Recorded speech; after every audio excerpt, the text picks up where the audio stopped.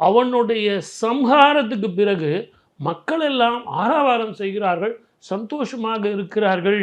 அப்ப முருகனுடைய என்ன சொல்லிட்டு போறாங்க? வேல்வேல் வெற்றிவேல், வேல்வேல் ஞானவேல் அப்படின்னு சொல்லிட்டு போறாங்க. இப்ப சொல்லுங்க, குளிக்கணுமா? தேவையில்லை. உங்களுக்கு தான் உடம்பு சுத்தி ஏற்பட்டு போச்சே, நாடி சுத்தி ஏற்பட்டு போச்சே. ஞானத்தை தரக்கூடிய வேலையே சிவசக்தி ஸ்வரூபமாக உங்களுக்கு கொடுத்துருக்காங்களே. ஒவ்வொரு வீட்டிலும் இருக்க வேண்டியது உங்களுக்கு அந்த வேல்.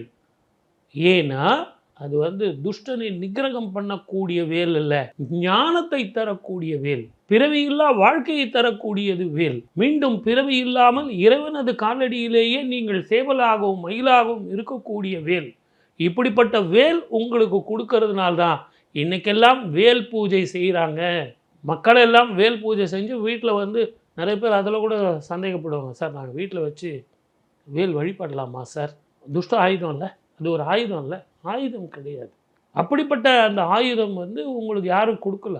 நீங்கள் வீர சிவாஜி காளியை வழிபட்டு காளி கொடுத்த அந்த வாழ்நாள் தான் வாழ்க்கையில் வெற்றி பெற்றது. எதிரிகளை பந்தாடினான். அப்படித்தான் இந்த வேல் கூட. ரகங்கள் பலவிதம், ஒவ்வொன்றும் உலகத்தரம். தமிழக உற்பத்தியில் உங்கள் அனுஜ் டைல்ஸ்.